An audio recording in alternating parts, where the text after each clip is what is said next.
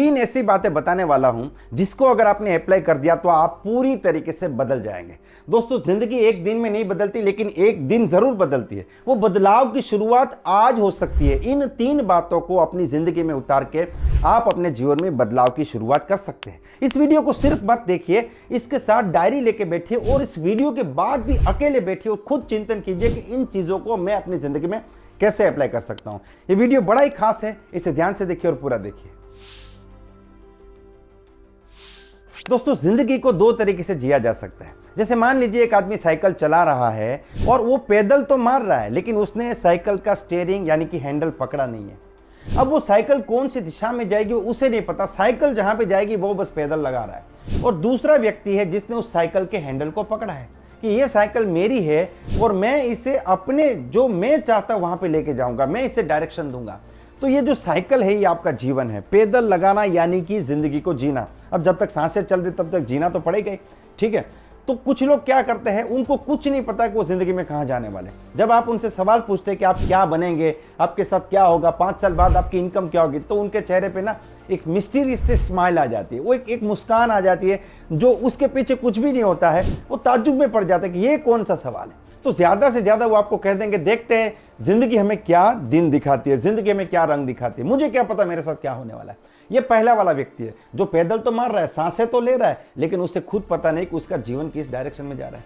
आप हालातों के भरोसे नहीं जी सकते। ऐसी जिंदगी ऐसी है जैसे आपने एक पानी में कागज की नाव रख दी है, अब जिधर जहां पानी उसको लेके जाएगा वो वहां पे जाएगा। और दोस्तों, अफसोस की बात है कि 90% लोग ऐसे ही जिंदगी जीते हैं, लेकिन 10% लोग क्या करते हैं, वो उस हैंडल को पकड़ते हैं, उस स्टीयरिंग को पकड़ते हैं कि ये साइकिल मेरी है, ये जीवन मेरा है, मैं डिसाइड करूंगा कि ये 5 साल बाद कहां पे होनी चाहिए, मैं डिसाइड करूंगा कि आज से 5 साल बाद मेरी इनकम कितनी होनी चाहिए, मेरा घर कैसा होना चाहिए, मेरी लाइफस्टाइल क्या होनी चाहिए, मैं किस प्रकार का सोशल स्टेटस रखूंगा, मेरा हेल्थ कहां पे होना चाहिए। ये सारे के सारे फैक्टर्स वो डिसाइड करते हैं।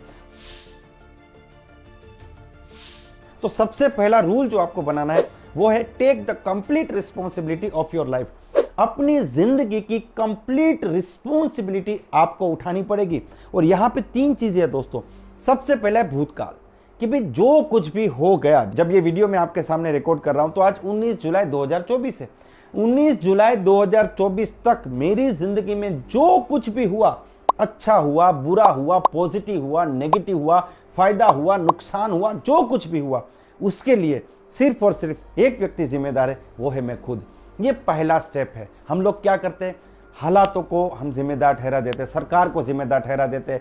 कई बार माँ बाप को हम लोग ब्लेम कर देते हैं कि मेरे माँ बाप ने मुझे अच्छा पढ़ाया नहीं, वरना मैं आगे बढ़ जाता। मैं तो गांव से बिलोंग करता हूँ, अगर मैं शहर में रहता तो कोई बड़ा बिजनेस कर लेता।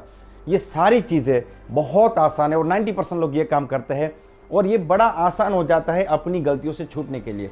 लेकिन दोस्तों, आज के बाद आपको इसको सबसे पहले देखिए, ये जो बात मैं आपको बता रहा हूँ ना, इसको सिर्फ वीडियो की तरह सुन मत लीजिए। आप शांति से बैठिए और मनन कीजिए, चिंतन कीजिए कि हाँ, ये बात बिल्कुल सही है। आज तक जो कुछ भी हुआ मेरी जिंदगी में उसके लिए मैं जिम्मेदार हूँ। और ये मानना बड़ा आसान हो जाता है जब पॉजिटिव चीजें होती है। जैसे कि मैं 1 लाख रुपया कमा रहा हूँ, उसके लिए मैं जिम्मेदार हूँ। आज मैंने 1 करोड़ का घर बनाया, उसके लिए मैं जिम्मेदार हूँ। मेरे पास ये गाड़ी, उसके लिए मैं जिम्मेदार हूँ।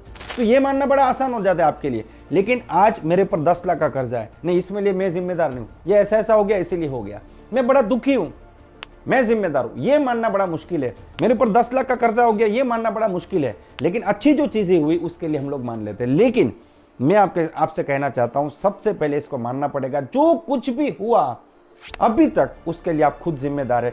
ब्लेम गेम से आपको सबसे पहले निकलना है। दूसरा पार्ट है, जो कुछ हो रहा है अभी उसके लिए भी आप ही जिम्मेदार है, क्योंकि आपके पास एक आजादी है। कर्म करने का जो सिद्धांत है वो आपको काम करने की आज़ादी देते, मेहनत करने का आज़ादी देता है। उसके बाद भी अगर आप मेहनत नहीं कर पा रहे, काम नहीं कर पा रहे, तो कहीं ना कहीं इसमें आपकी गलती है। तो आपको इसे भी मानना पड़ेगा कि जो कुछ हो रहा है उसके लिए भी मैं ही जिम्मेदार हूँ। और तीसरी और सबसे बड़ी बात, मेरी जिंदगी में जो कुछ होगा, अगले 5 साल में जो कुछ होगा, 3 साल में जो कुछ होगा, मैं कैसी गाड़ी में घूमूंगा, कैसे घर में रहूंगा, मेरी इनकम क्या होगी, मेरा स्टेटस क्या होगा, ये सब कुछ के लिए मैं ही जिम्मेदार रहने वाला हूं। मैं किसी को ब्लेम नहीं कर पाऊंगा। 5 साल बाद भी 2024 चल रहा है, 2029 में अगर मैं दुखी रहूंगा तो मैं जिम्मेदार रहूंगा।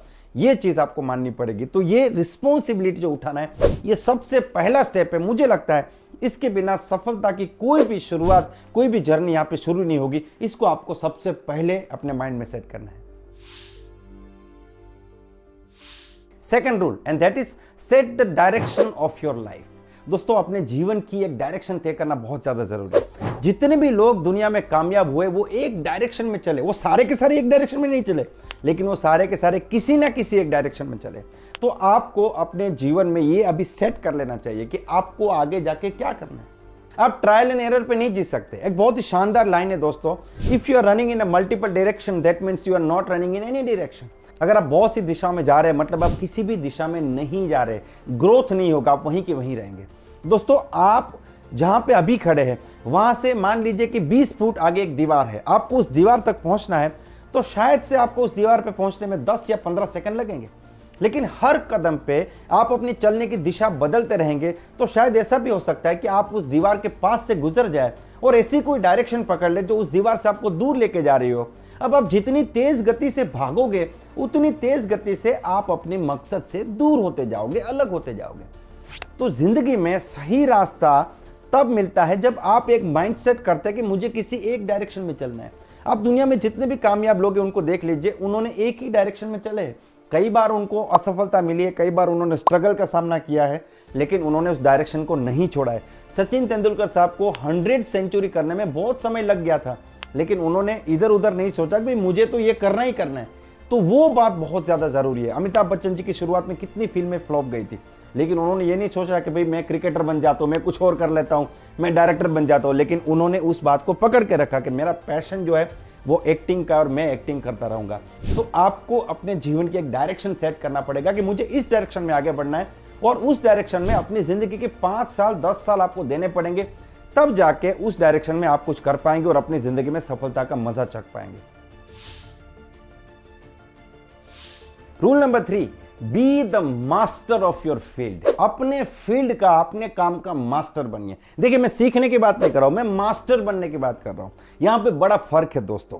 देखिए आपको मैं एक सवाल पूछता हूं, क्या आप गाने गाते हैं? बिल्कुल गाने गाते हैं, मैं भी गाने गाता हूं, लेकिन हमको कोई 2 लाख रुपया देके बुलाएगा नहीं कि सर आइए गाना गाइए 2 लाख रुपया मिलेगा।